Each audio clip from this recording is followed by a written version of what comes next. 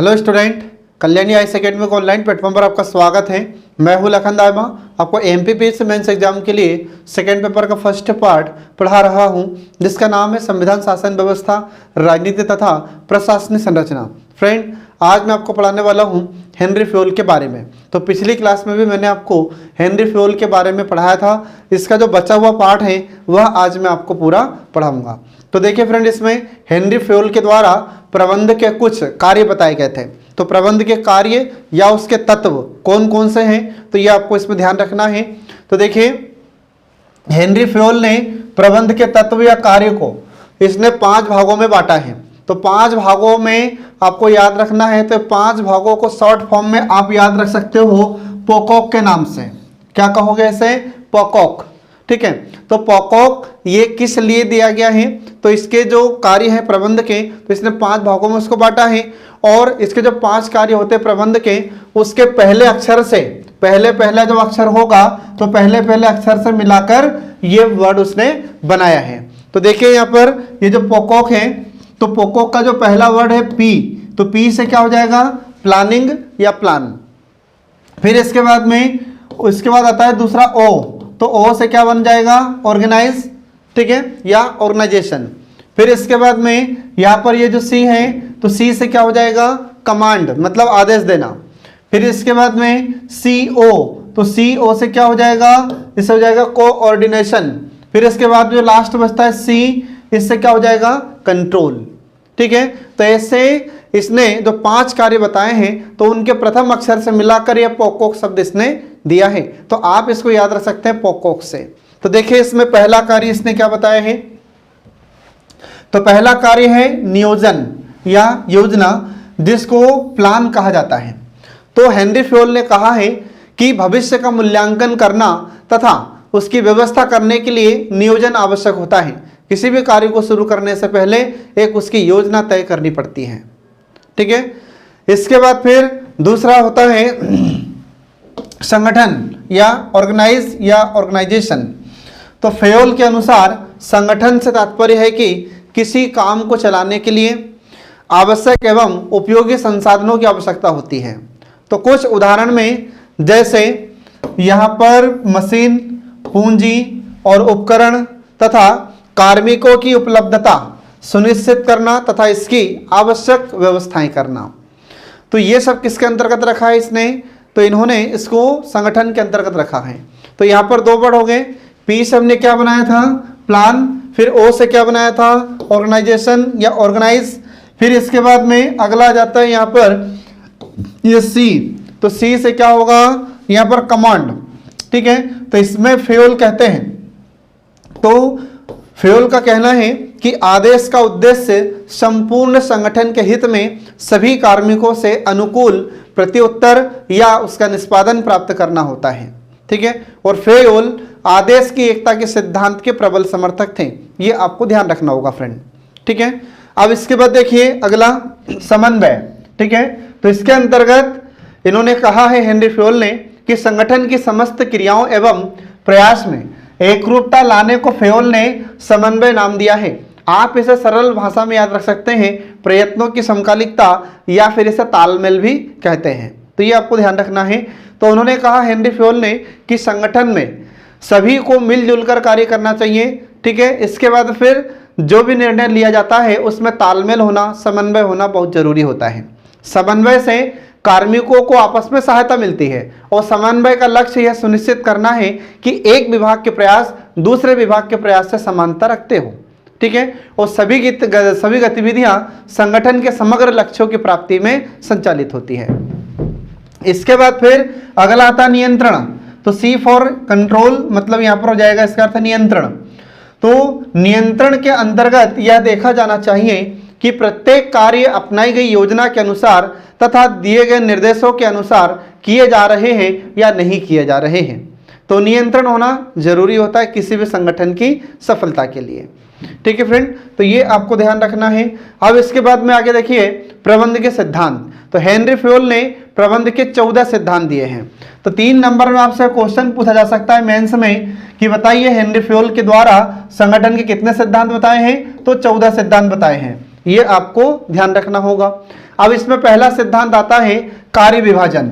ठीक है, अब कार्य विभाजन का अर्थ क्या हो जाता है, तो जितने भी कार्मिक हैं तो हर कार्मिक को अलग अलग कार्य दिया जाना चाहिए। जो व्यक्ति जिस कार्य को कर सकता है उससे वही कार्य करवाना चाहिए।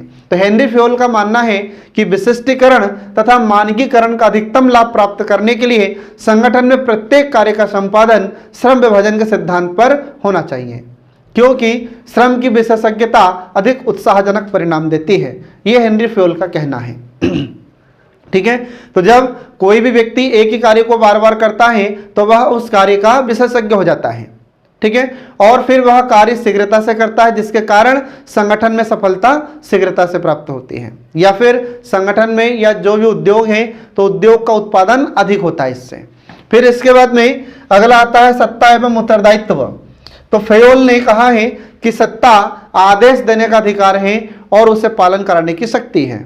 ठीक है, इसके बाद फिर उन्होंने कहा था कि संगठन में कार्यरत प्रत्येक कार्मिक के अधिकार और उसके उत्तरदायित्व ये स्पष्ट होना चाहिए, किसी प्रकार का कोई कंफ्यूजन नहीं होना चाहिए। ठीक है, और सत्ता के अनुपात में ही उत्तरदायित्व निर्धारित किया जाना चाहिए। ये हेनरी फेयोल का कहना है इस सत्ता एवं उत्तरदायित्व के सिद्धांत के तहत। ठीक है फ्रेंड, तो ये आपको ध्यान रखना है। अगला सिद्धांत आता है इनका अनुशासन। ठीक है, अब अनुशासन के अंतर्गत हेनरी फेयोल क्या कहते हैं देखिए, तो संगठन में कार्यरत कार्मिकों को अनुशासित होना अति आवश्यक है, क्योंकि बिना अनुशासन के किसी भी संगठन के सफलता की कल्पना नहीं की जा सकती। अनुशासन चाहे संगठन की बात हो, उद्योग की बात हो, चाहे घर की हो या किसी भी संस्था की बात हो। ठीक है, अनुशासन होना बहुत जरूरी है और अनुशासन से ही किसी भी संस्था या संगठन या किसी भी उद्योग को सफलता मिल सकती है, और अगर अनुशासन नहीं होगा तो संगठन सफल नहीं हो सकता। ठीक है, इसके बाद फिर इसमें कहते हैं हेनरी फेयोल कि अनुशासन में आज्ञाकारिता, व्यावहारिकता तथा आदर सम्मिलित होता है। अनुशासन बनाए रखने के लिए तीन बातें महत्वपूर्ण होती हैं। तो ये तीन बातें कौन कौन सी होती हैं, तो इसमें पहले आती है निरीक्षण प्रभावशाली हो। ठीक है, इसके बाद फिर दूसरा इन्होंने बताया कि कार्मिकों के साथ नियोक्ता उचित अनुबंध करें। ठीक है, नियोक्ता मतलब जो भी भर्ती करने वाला होता है उसको कहा जाता है नियोक्ता। तो जो नियुक्ति करने वाला होता है वह होता है नियोक्ता। तो कार्मिकों के साथ उचित अनुबंध किए जाए। इसके बाद फिर अगला है दंड की समुचित व्यवस्था हो। ठीक है, तो दंड की व्यवस्था इसलिए होनी चाहिए क्योंकि बिना दंड का कोई भी कार्य ठीक से नहीं होगा। ठीक है, जितने भी कार्मिक है, कर्मचारी हैं, उनके मन में एक भय होना चाहिए कि अगर मैंने ये गलत कार्य किया तो मुझे यह दंड मिल सकता है, अगर मैंने काम नहीं किया तो मुझे यह सजा मिल सकती है, मेरी सैलरी काटी जा सकती है। ठीक है, तो इस प्रकार से इन्होंने बताया है हेनरी फेयोल ने। तो ये तीनों पॉइंट आपको याद रखना होगा। एग्जाम में आपसे क्वेश्चन पूछा जा सकता है कि हेनरी फेयोल ने अनुशासन के अंतर्गत तीन कौन सी बातें शामिल की है, तो ये आपको याद रखना होगा। अब इसके बाद देखिए अगला आ जाता है आदेश की एकता। तो हेनरी फेयोल कहते हैं कि एक कर्मचारी को एक व्यक्ति ही आदेश दे, और हेनरी फेयोल आदेश की एकता के प्रबल समर्थक थे। याद रखना, एग्जाम में आपसे क्वेश्चन पूछा जा सकता है। इसके बाद उनका यह मानना था कि किसी भी संगठन की संरचना दोहरे नियंत्रण के अनुकूल नहीं होती। ठीक है, आदेश देने वाला एक होना चाहिए, इसलिए इसे आदेश की एकता कहा जाता है। ठीक है, और आदेश की एकता के प्रबल समर्थक थे हेनरी फेयोल। ये एग्जाम में कई बार पूछा जा चुका है। ठीक है, 3 नंबर में से क्वेश्चन आपसे पूछा जा सकता है। तो क्वेश्चन कैसे पूछेगा, तो क्वेश्चन पूछा जाएगा कि आदेश के प्रबल समर्थक कौन है, तो हेनरी फेयोल है। अब इसी आदेश की एकता के बारे में हेनरी फेयोल कहते हैं कि आदेश की एकता के उल्लंघन से सत्ता निर्बल हो जाती है, अनुशासन संकट में पड़ जाता है, व्यवस्था भंग हो जाती है और संगठन के स्थायित्व को खतरा उत्पन्न हो जाता है। ये कहा है हेनरी फेयोल ने आदेश की एकता के बारे में, जो आपको याद रखना होगा। ठीक है फ्रेंड, अब इसके बाद फिर अगला जाता है निर्देश की एकता।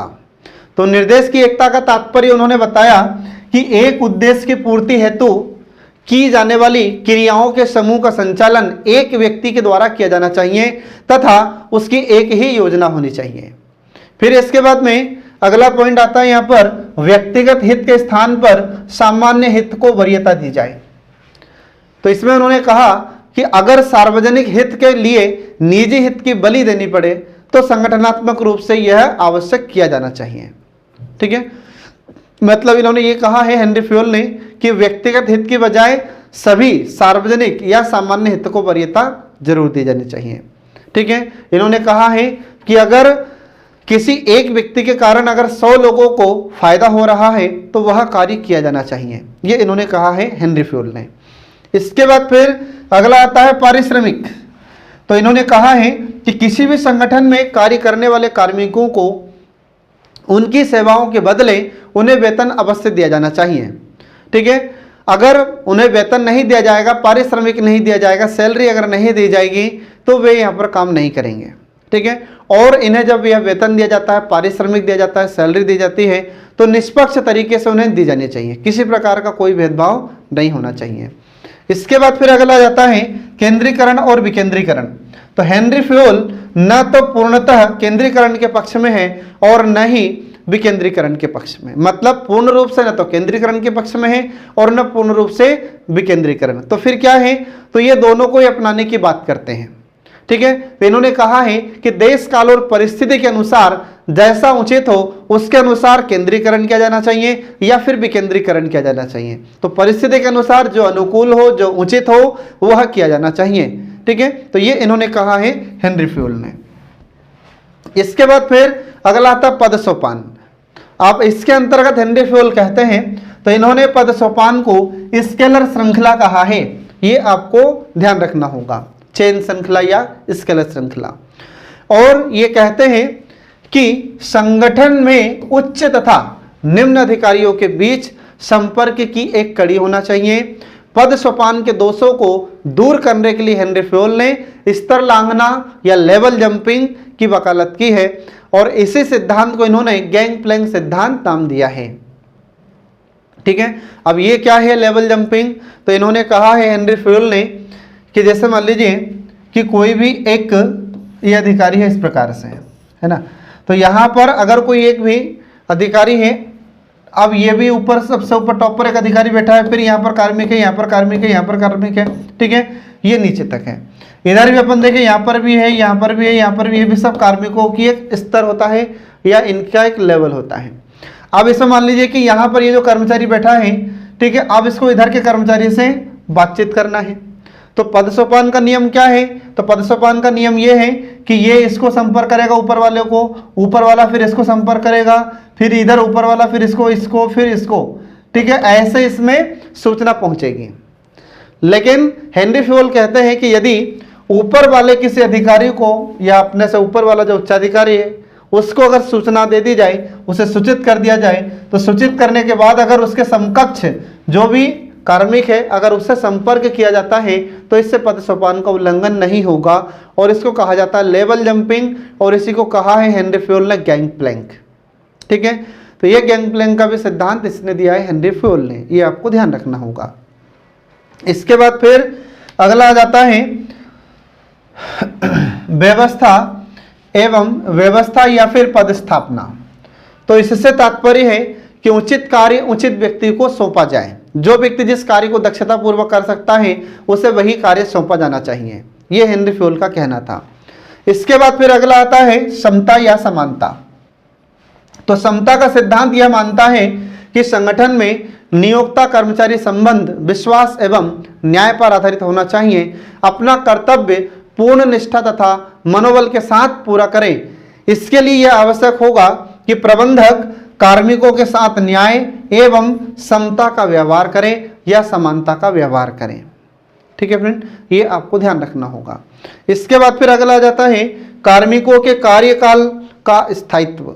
तो जो भी कार्य करने वाले यहाँ पर लोग हैं संगठन में, उद्योग में या किसी संस्था में, तो इसमें कार्य करने वाले जितने भी कार्मिक हैं उनको यह विश्वास होना चाहिए कि हमारा कार्यकाल स्थायित्व है, हमें हटाया नहीं जाएगा। ठीक है, तो हेनरी फ्यूल कहते हैं कि किसी भी संगठन में कार्मिक उसी स्थिति में पूर्ण मनोवेग से कार्य कर सकता है जब उसे अपने पद या अपने नौकरी बने रहने का विश्वास हो। जब व्यक्ति को विश्वास होगा कि मैं इस पद पर बना रहूंगा, मुझे नहीं हटाया जाएगा, तो वह व्यक्ति फिर ईमानदारी से कार्य करता है और उत्साहपूर्वक कार्य करता है। ठीक है, ये कहते हैं हेनरी फ्यूल। इसके बाद फिर अगला आ जाता है पहल करना। ठीक है, अब पहल करना इसके अंतर्गत क्या कहते हैं हेनरी फ्यूल, देखिए, तो कार्मिकों को किसी योजना को प्रोत्साहित करने, ठीक है, या उत्साहपूर्वक अपने ढंग से पूरा करने की स्वतंत्रता होनी चाहिए, तभी वह किसी योजना के लिए पहल कर सकता है। तो हेनरी फ्यूल का कहना है कि जो भी व्यक्ति जिस कार्य को करता है उसको उस कार्य करने में स्वतंत्रता प्राप्त होनी चाहिए, तब वह कार्य ठीक से करेगा और पहल भी करेगा। इसके बाद फिर अगला आ जाता है सौहार्द एवं सहयोग की भावना, स्पिरिट द कॉर्प्स। तो इसमें इन्होंने कहा है कि संगठन में ही शक्ति होती है। सिद्धांत पर आधारित इस नियम को हेनरी फ्योल ने स्पिरिट डे कॉर्प्स नाम दिया है, ठीक है, जो फ्रेंच भाषा का शब्द होता है। फ्योल ने कहा है कि संगठन में समरसता, ठीक है, तो संगठन में समरसता, भाईचारा, सौहार्द, अपनत्व तथा सहयोग की भावना होना जरूरी है, और इस भावना से कल्याण अधिक होता है। मतलब जो भी उसमें कार्य करने वाले लोग हैं वह तेजी से कार्य करेंगे, और जब तेजी से कार्य करेंगे तो उत्पादन ज़्यादा होगा, और जब उत्पादन ज़्यादा होगा तो जो भी फैक्ट्री का या उद्योग का या किसी कंपनी का या किसी संगठन का मालिक है, और जब मालिक को फायदा होगा तो फिर जो कर्मचारी है, कार्मिक है, उनको भी अधिक वेतन मिलेगा, ठीक है, उनको भी बोनस मिलेगा, ठीक है। इसके बाद में और भी उनकी सैलरी फिर तेजी से बढ़ेगी, जो उनके लिए कल्याणकारी होता है। इसलिए सहयोग की भावना का होना जरूरी होता है। अगर आपस में सहयोग की भावना है, ठीक है, तो सभी लोग उसमें काम मन लगाकर करते हैं। इसके बाद फिर प्रबंधकों को फूट डालो और राज करो का आत्मघाती कदम कभी नहीं उठाना चाहिए, इससे संगठन को नुकसान होता है। संगठन को फायदा कब होगा, किसी ऑर्गेनाइजेशन को, किसी फैक्ट्री को या किसी भी कंपनी को प्रॉफिट कब होगा, जब उसमें सभी लोग साथ मिलकर कार्य करेंगे, ठीक है, सभी लोग एक दूसरे का सहयोग करेंगे, तब संगठन जल्दी से विकास करता है या संगठन में प्रोडक्शन अधिक होगा। किसी भी कंपनी में, किसी भी उद्योग में या फिर किसी भी संगठन में सहयोग की भावना होगी तो वह तेजी से प्रोग्रेस करेगा और उसको प्रॉफिट भी ज़्यादा होगा। इसलिए फ्योल कहते हैं कि प्रबंध या प्रशासन के मामले में कठोरता या अंतिम सत्य जैसा कुछ नहीं होता, यह तो अनुपात पर आधारित होता है और सिद्धांत लचीले हैं तथा प्रबंधक की योग्यता एवं बुद्धिमत्ता निर्णायक भूमिका निभा सकती है, यह हेनरी फ्योल ने कहा है, ठीक है फ्रेंड। तो ये आपको ध्यान रखना है। तो यहाँ पर हेनरी फ्योल के 14 सिद्धांत समाप्त हो जाते हैं, ठीक है। अब अगला देखिए फ्रेंड, इसमें प्रशासनिक सिद्धांतों के संबंध में हेनरी फ्योल के नियम। तो प्रशासनिक सिद्धांत के संबंध में हेनरी फ्योल के नियम कौन कौन से हैं, तो देखिए इसमें पहला नियम यह है कि अधीनस्थों के प्रति मानवतावादी व्यवहार करना चाहिए। मतलब जो भी उच्चाधिकारी है तो उच्चाधिकारी अपने अधीनस्थ से मानवतापूर्ण व्यवहार करे, प्रेम पूर्वक व्यवहार करे, ठीक है। इसके बाद फिर अगला है कि एक अधिकारी मतलब मुख्य प्रबंधक 5 से 6 अधीनस्थों को ही सफलतापूर्वक नियंत्रित कर सकता है, ठीक है। इससे ज़्यादा अगर होंगे अधीनस्थ तो उच्चाधिकारी उन्हें ठीक से नियंत्रित नहीं कर पाएगा। इसके बाद फिर अगला है कि लिखित संचार का अधिक प्रयोग नहीं करना चाहिए, इससे एकता समाप्त होती है। इसके बाद फिर अगला होता है कि प्रत्यायोजन को आवश्यकता अनुसार अपनाना चाहिए, जितनी आवश्यकता हो उतना ही प्रत्यायोजन को बढ़ावा दिया जाए, अन्यथा ज़्यादा प्रत्यायोजन करना उचित नहीं है। अब प्रत्यायोजन क्या है तो मैं आपको पिछली क्लास में बता चुका हूँ। मतलब अधिकारों और उत्तरदायित्व को जब अधीनस्थ को सौंपा जाता है तो उसे हम प्रत्यायोजन कहते हैं, इंग्लिश में से डिलीगेशन कहते हैं। इसके बाद फिर अगला आता है संगठन में अनार्थिक अभिप्रेरणाओं को अपनाया जाना चाहिए। अनार्थिक अभिप्रेरणाओं से मतलब कि इससे कोई पैसा तो प्राप्त नहीं होता है लेकिन व्यक्ति इससे खुश होता है। व्यक्ति को या जो कार्मिक हैं उन्हें समय समय पर खुश करने के लिए कुछ ना कुछ प्रोग्राम करना चाहिए, ठीक है। ऐसी अनैतिक या ऐसी अनार्थिक अभिप्रेरणाओं को बढ़ावा दिया जाना चाहिए किसी भी संगठन में, उद्योग में या फिर कंपनी में, ठीक है। तो इससे क्या होता है, इससे जो भी कार्मिक है, कर्मचारी हैं, ये खुश होकर कार्य करते हैं और जब ये मन लगाकर काम करेंगे, खुश होकर कार्य करते हैं तो इनमें अपनत्व की भावना बढ़ती है और उद्योग के या जो भी कंपनी है या फैक्ट्री है उसके उत्पादन में वृद्धि होती है, ठीक है। तो ये इन्होंने कहा है हेनरी फ्योल ने, ये आपको ध्यान रखना फ्रेंड। अब इसके बाद देखिए आगे प्रशासनिक प्रशिक्षण। तो हेनरी फ्योल ने प्रशासनिक प्रशिक्षण के बारे में भी कुछ महत्वपूर्ण बातें बताई है। तो देखिए इसमें, तो हेनरी फ्योल ये मानते हैं कि प्रबंध एक अर्जित प्रतिभा है, ये आपको ध्यान रखना है। हेनरी फ्योल क्या कहते हैं, तो इन्होंने कहा है कि जो प्रबंध है यह एक अर्जित प्रतिभा है, ये जन्म से किसी को प्राप्त नहीं होती। यह तो प्रबंध के गुण, कौशल और उचित शिक्षा एवं प्रशिक्षण से प्राप्त किया जा सकता है। इसके बाद फिर हेनरी फ्योल का कहना है कि प्रबंध की प्राथमिक शिक्षा प्राथमिक स्कूलों में और कुछ व्यापक शिक्षा माध्यमिक स्कूलों में, इसके बाद फिर प्रबंध की पूर्ण, उच्च एवं गहन शिक्षा ये उच्चतर शैक्षणिक संस्थाओं द्वारा प्रदान की जानी चाहिए, ये हेनरी फ्योल ने कहा था। हेनरी फ्योल के अनुसार प्रबंधकों में निम्नलिखित योजनाएं होनी चाहिए। ठीक है, तो फ्योल के अनुसार प्रबंधकों में कुछ योग्यताएं होनी चाहिए। तो कौन कौन सी योग्यताएं होनी चाहिए ये इसमें देखिए। तो पहली योग्यता है कि भौतिक से तात्पर्य यह है कि स्वास्थ्य, शक्ति, आकर्षक और बाह्य व्यक्तित्व से परिपूर्ण होना चाहिए प्रबंधक। ठीक है, तो जो भी प्रबंधक है, तो अच्छा प्रबंधक कब होगा, जब उसमें ये योग्यता हो, उसका स्वास्थ्य अच्छा हो, शक्तिशाली हो, ठीक है, आकर्षक हो, बाह्य व्यक्तित्व अच्छा हो। ठीक है, इसके बाद फिर मानसिक, अगली योग्यता है मानसिक। तो इसका मतलब क्या हो जाता है, तो सीखने एवं समझने की क्षमता, विवेकशीलता, मानसिक शक्ति तथा अनुकूलता हो। ठीक है, इसके बाद फिर अगली योग्यता है प्रबंधक की कि वह नैतिक हो, मतलब उत्तरदायित्व को स्वीकार करने की इच्छा शक्ति एवं दृढ़ता हो। ठीक है फ्रेंड, ये योग्यता होनी चाहिए किसके अंदर, प्रबंधक के अंतर्गत। इसके बाद में अगली योग्यता बताते हैं ये सामान्य शिक्षा। तो सामान्य शिक्षा से क्या तात्पर्य है, तो किए जाने वाले कार्यों के अतिरिक्त अन्य सामान्य बातों की जानकारी भी होनी चाहिए उस प्रबंधक को। इसके बाद फिर अगला आता है विशिष्ट ज्ञान। तो विशिष्ट ज्ञान से तात्पर्य है कि किए जाने वाले कार्य का तकनीकी, वाणिज्यिक, वित्तीय और प्रबंधकीय ज्ञान होना चाहिए। फिर इसके बाद में अगली योग्यता है अनुभव। तो कार्य को भली भांति करने वाला ज्ञान होना चाहिए प्रबंधक के पास। ठीक है फ्रेंड, तो ये आपको ध्यान रखना है। अब इसके बाद में हेनरी फ्योल ने प्रबंधकीय कौशल बताए हैं। तो प्रबंधकीय कौशल कौन कौन से हैं, तो इसमें देखिए, तो हेनरी फ्योल ने प्रबंधकों के विभिन्न स्तरों पर 3 प्रकार के कौशल की पहचान की है, या 3 प्रकार के कौशल की आवश्यकता बताई है। तो ये 3 प्रकार के कौशल कौन कौन से हैं, पहला हो जाता है तकनीकी कौशल, टेक्निकल स्किल्स। इसमें किसी विशेषीकृत कार्यक्षेत्र की प्रक्रियाओं, तकनीकों, इसके बाद ज्ञान को समाहित किया जाता है। यह निम्न स्तरीय कार्मिकों में अधिक आवश्यक होती है। इसके बाद फिर अगला कौशल या अगला देखिए इसमें, तो अगले स्किल्स का नाम होता है मानवीय कौशल या ह्यूमन स्किल।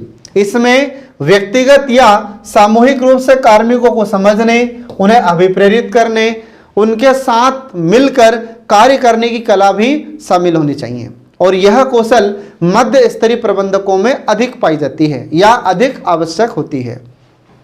इसके बाद फिर अगला कौशल है अवधारणात्मक कौशल, कॉन्सेप्चुअल स्किल्स। इसमें संगठन के हितों तथा गतिविधियों को एकत्रित तथा समन्वित करने की क्षमता सम्मिलित होती है।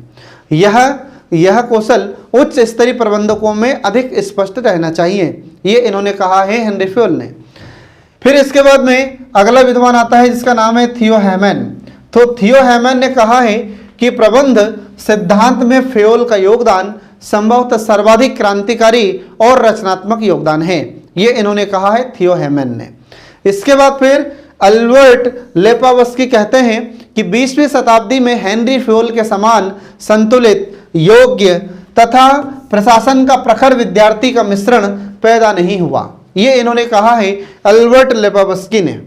ठीक है फ्रेंड, तो ये आपको ध्यान रखना है, मतलब ये जो दोनों विद्वान हैं, ठीक है, ये तारीफ कर रहे हैं किसकी, हेनरी फ्योल की।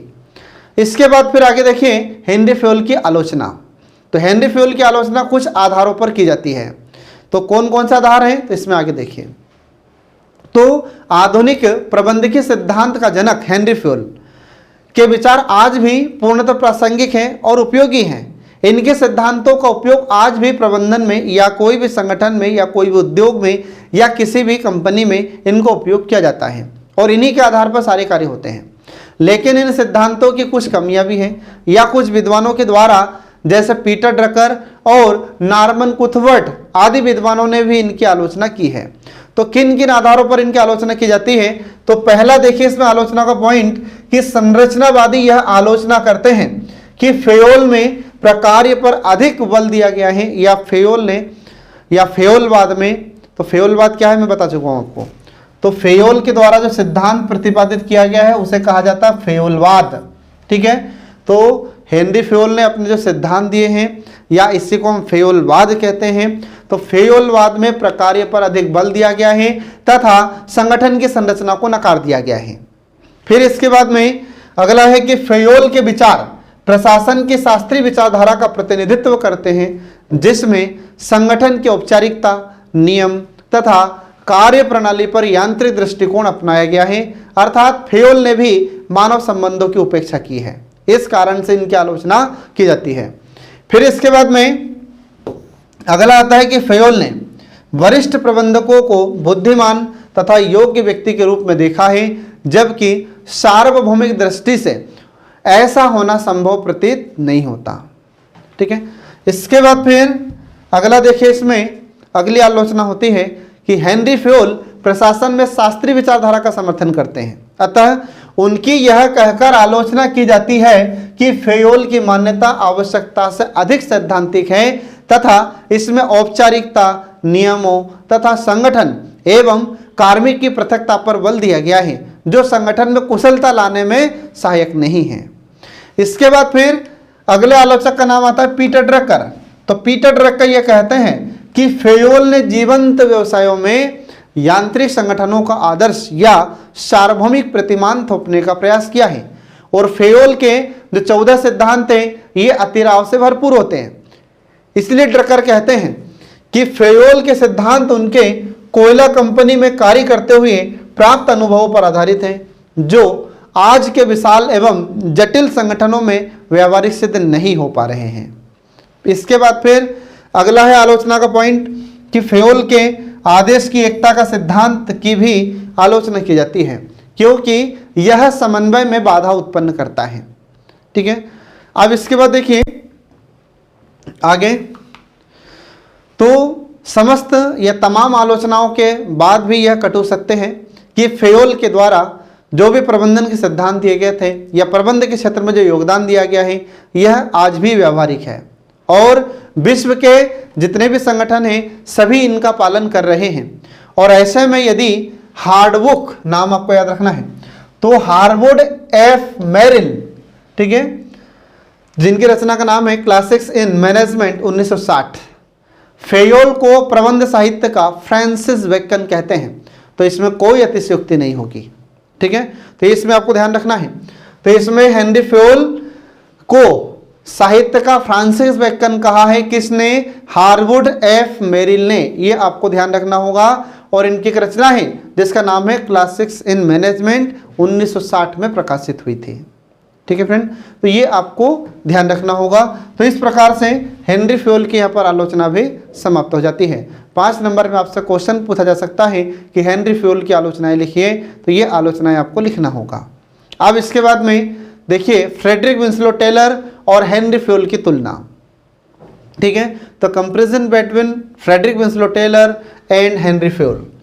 तो इन दोनों के बीच में कुछ तुलनाएं की जाती है, मतलब इन दोनों के बीच में कुछ समानताएं हैं, तो कुछ इनके बीच में असमानताएं भी हैं। तो कौन कौन सी समानताएं हैं पहले देखिए, उसके बाद हम आपको बताएंगे इन दोनों के बीच में अंतर क्या है। तो देखिए इसमें लोक प्रशासन के विद्वान जिनका नाम है लिंडल उर्विक। तो लिंडल उर्विक ने तो यहाँ तक कहा है कि फेयोल के कार्य बहुत अंशों तक टेलर के कार्यों के पूरक हैं। ये इन्होंने कहा है लिंडल उर्विक ने। ठीक है, तो इसी आधार पर कुछ इनके समानताएं होती है, मतलब जो फ्रेडरिक विंसलो टेलर हैं और हेनरी फेयोल है, इन दोनों के बीच में कुछ समानताएं हैं। तो पहली समानता यह है कि दोनों विद्वान संगठन को विधिवत तथा व्यवस्थित ढंग से विश्लेषित करने और सार्वभौमिक सिद्धांत बनाने को प्रयासरत थे।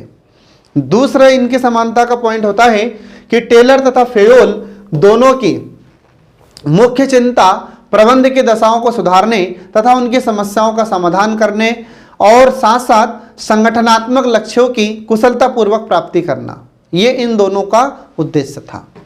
फिर इसके बाद में अगला है समानता का पॉइंट कि टेलर एवं फेयोल दोनों ही प्रशासन या प्रबंध के क्षेत्र में कार्य करने का एक सर्वोत्तम रास्ता ढूंढने तथा उसे अपनाने पर बल देते हैं। इसके बाद फिर अगली समानता है इनके दोनों के बीच में कि दोनों ने प्रबंध के क्षेत्र में नियोजन पर बल दिया है, मतलब प्लानिंग पर इन्होंने बल दिया है। फिर इसके बाद में अगला पॉइंट आता है कि दोनों विद्वानों के विचार उनके सेवा अनुभवों से प्रेरित होते हैं और दोनों को इंजीनियरिंग तथा प्रबंध के क्षेत्र में कार्य अनुभव प्राप्त था। इसके बाद फिर अगला आ जाता है कि दोनों विद्वान अपने सिद्धांतों को अंतिम सत्य नहीं मानते हैं, बल्कि सहायक के रूप में उन्हें प्रस्तुत करते हैं। फिर इसके बाद में अगला आता है कि दोनों ही संगठन में कार्यरत मानव को महत्व देते हुए उसकी संतुष्टि तथा विकास के लिए प्रयासों की सिफारिश भी करते हैं। फिर इसके बाद में अगला है कि टेलर ने वैज्ञानिक प्रबंध तथा फेयोल ने प्रशासनिक सिद्धांतों के माध्यम से वैज्ञानिक चिंतन प्रस्तुत किया है और दोनों विद्वान निजी प्रशासन और लोक प्रशासन को समान मानते हैं। ये आपको ध्यान रखना होगा फ्रेंड। इसके बाद फिर अगली है समानता कि दोनों यह मानते हैं कि प्रबंध एक व्यवसाय है तथा अर्जित प्रतिभा है जिसे शिक्षण के माध्यम से, प्रशिक्षण के माध्यम से और अनुभव के माध्यम से इसे सीखा जा सकता है। ये इन्होंने कहा है दोनों विद्वान ने फ्रेंड, ठीक है, ये आपको ध्यान रखना है। तो इस प्रकार से टेलर और फेयोल के बीच में समानताएं समाप्त हो जाती हैं। अब देखिए टेलर और फेयोल के बीच में असमानताएं मतलब दोनों के बीच में अंतर क्या है, ठीक है। तो कुछ बिंदुओं को लेकर दोनों में भिन्नताएं पाई जाती हैं। तो पहला अंतर देखिए टेलर, ठीक है, तो टेलर का कार्य संगठन के निम्नतम कार्मिक श्रमिक पर केंद्रित था, जबकि फेयोल का चिंतन प्रबंध की उच्च श्रेणी तथा मध्य स्तर पर अधिक था। इसीलिए समन्वय तथा निर्देश की एकता पर इन्होंने बल दिया था। ये पहला अंतर हुआ। दूसरा अंतर यह है कि टेलर ने श्रमिकों की कार्यकुशलता बढ़ाने पर बल दिया था और टेलर का दृष्टिकोण कार्यात्मक फोरमैनशिप का दृष्टिकोण है। कुशलता, ठीक है, कुशलता विशेषज्ञ माने जाते हैं। तो टेलर ने कहा था कि श्रमिकों की कार्यकुशलता बढ़ाना चाहिए, इस पर इन्होंने जोर दिया था। और टेलर का दृष्टिकोण फोरमैनशिप का दृष्टिकोण है, यह कार्यात्मक फोरमैनशिप का दृष्टिकोण है जो कुशलता विशेषज्ञ माने जाते हैं। तो टेलर क्या था, कुशलता विशेषज्ञ था। इसके बाद फिर जो हेनरी फेयोल थे, तो हेनरी फेयोल ने प्रबंधकों या प्रशासन की गतिशीलता पर बल दिया था और फेयोल का दृष्टिकोण सर्वोच्च प्रशासक का था, अतः वह प्रशासन विशेषज्ञ माना जाता है। कौन, हेनरी फेयोल। इसके बाद फिर अगला आता है इनमें अंतर कि टेलर ने कारखानों के इंजीनियरिंग पक्ष पर अधिक ध्यान दिया है, जबकि हेनरी फेयोल ने प्रबंध के कार्यों पर अधिक जोर दिया है, ठीक है, ये आपको ध्यान रखना है। इसके बाद फिर अगला जाता है कि टेलर का दृष्टिकोण तकनीक उन्मुख था, जबकि जो फेयोल था तो फेयोल का दृष्टिकोण प्रकारात्मक या फिर प्रक्रियात्मक था। इसके बाद फिर अगला जाता है टेलर के विचार वैज्ञानिक पंथ के समर्थक थे, जबकि जो हेनरी फेयोल था तो हेनरी फेयोल के विचार व्यावहारिक पंथ के समर्थक थे। मतलब हेनरी फेयोल व्यवहार पर जोर देते थे और टेलर वैज्ञानिक विचारधारा को बढ़ावा देते थे। फिर इसके बाद में टेलर आदेश की एकता में विश्वास नहीं रखता, ठीक है, तो ये किसको बढ़ावा देते हैं, कार्यात्मक फोरमैनशिप को। वहीं हेनरी फेयोल आदेश की एकता के प्रबल समर्थक हैं और इसके बाद निर्देश की एकता के कट्टर समर्थक थे हेनरी फेयोल। इसके बाद फिर अगला देखिए, इसमें अगला अंतर आता है कि टेलर ने व्यक्तिगत श्रम पर अधिक ध्यान दिया है, जबकि हेनरी फेयोल ने सामूहिक प्रयास पर अधिक जोर दिया है। तो ये आपको ध्यान रखना है। फिर इसके बाद में टेलर के विचार तत्कालीन अमेरिकी पूंजीवादी औद्योगिक समाज के परिवर्तनों से प्रभावित है, जबकि जो हेनरी फेयोल है तो फेयोल के विचार फ्रांस के सभ्य, अनुशासित तथा यूरोपीय समाज की संरचना से प्रेरित है। फिर इसके बाद में अगला पॉइंट है इसमें और लास्ट, कि टेलर के विचार 20वीं सदी में बहुत कुछ परिवर्तित हुए हैं। इसके बाद वही हेनरी फेयोल के सिद्धांत तुलनात्मक रूप से अधिक स्थायी सिद्ध हुए हैं। मतलब इनके सिद्धांतों में कोई परिवर्तन नहीं हुआ, जैसे थे वैसे अभी के अभी भी है, अभी वैसे ही है। ठीक है फ्रेंड, तो ये आपको ध्यान रखना है। तो इस प्रकार से हेनरी फेयोल और फ्रेडरिक विंसलो टेलर के बीच में असमानता या फिर अंतर समाप्त हो जाता है। अब इसके बाद देखिए कुछ विद्वानों ने इनके बारे में क्या कहा है। तो लिंडल उर्विक ने कहा है, दोनों विद्वानों के क्रम में कहा है। तो दोनों विद्वानों के बारे में कहा है लिंडल उर्विक ने, तो क्या कहा है देखिए। तो इन्होंने कहा है कि टेलर तथा फेयोल दोनों के कार्य एक दूसरे के पूरक थे और दोनों का यह मानना था कि प्रबंध के प्रत्येक स्तर पर कार्मिकों तथा प्रबंध की समस्याओं का समाधान औद्योगिक सफलता की कुंजी है। और दोनों ने समाधान के लिए वैज्ञानिक विधियां प्रतिपादित की थी और टेलर ने औद्योगिक क्रम में नीचे से ऊपर की ओर कार्यात्मक स्तर पर कार्य किया था। और जबकि जो हेनरी फेयोल थे, तो हेनरी फेयोल ने महाप्रबंधक के पद पर ध्यान केंद्रित कर ऊपर से नीचे की ओर कार्य पर ध्यान दिया था या जोर दिया था। यह अंतर उनके भिन्न व्यवसाय का प्रतिबिंब था। यह कहा है लिंडल उर्विक ने इन दोनों के बारे में। फिर इसके बाद में क्लॉड एस जॉर्ज, तो क्लॉड एस जॉर्ज कहते हैं, तो क्या कहा इन्होंने, तो दोनों महान थे, आधुनिक प्रबंध चिंतन दोनों के प्रति ऋणी रहेगा, ये इन्होंने कहा है क्लॉड एस जॉर्ज ने। फिर इसके बाद में अगला विद्वान का नाम है थियो हेमन। तो थियो हेमन कहते हैं कि दोनों विद्वानों की विचारधारा में विरोधाभास खोजना व्यर्थ है। यदि टेलर को वैज्ञानिक प्रबंध का पिता कहा जाता है, तो फेयोल को प्रशासन के सिद्धांतों का जन्मदाता कहा जाता है। ठीक है, और हेमन की यह मान्यता अब भी स्थापित हो चुकी है, यह वर्तमान में प्रासंगिक है। ठीक है फ्रेंड, तो ये थियोमेन कहते हैं, जो आपको याद रखना होगा। तो इस प्रकार से ये दोनों विद्वानों ने, ये अलग अलग विद्वानों ने अलग अलग टेलर और फेयोल के बारे में अपने विचार व्यक्त किए हैं। ठीक है फ्रेंड, तो इस प्रकार से यहाँ पर ये हेनरी फेयोल का टॉपिक समाप्त हो जाता है। अब इसमें आपसे 3 नंबर के क्वेश्चन भी पूछे जा सकते हैं और 5 नंबर के क्वेश्चन भी पूछे जा सकते हैं और 11 नंबर के क्वेश्चन भी आपसे पूछे जा सकते हैं। जैसा आपसे क्वेश्चन पूछा जाए वैसा आपको आंसर लिखना होगा। ठीक है, अंत में जब भी जो 11 नंबर का क्वेश्चन पूछा जाता है, तो अंत में आपको निष्कर्ष जरूर लिखना होगा और निष्कर्ष ज़्यादा बड़ा नहीं होना चाहिए, निष्कर्ष 1/3 होना चाहिए। एक विशेष बात ध्यान रखें कि जो 5 नंबर क्वेश्चन होगा उसमें आपको निष्कर्ष बिल्कुल नहीं लिखना है। ठीक है फ्रेंड, तो इसी के साथ आज का हमारा सेशन समाप्त हो जाता है। नेक्स्ट वीडियो जल्द ही आपके लिए लेकर प्रस्तुत होंगे, तब तक के लिए नमस्कार।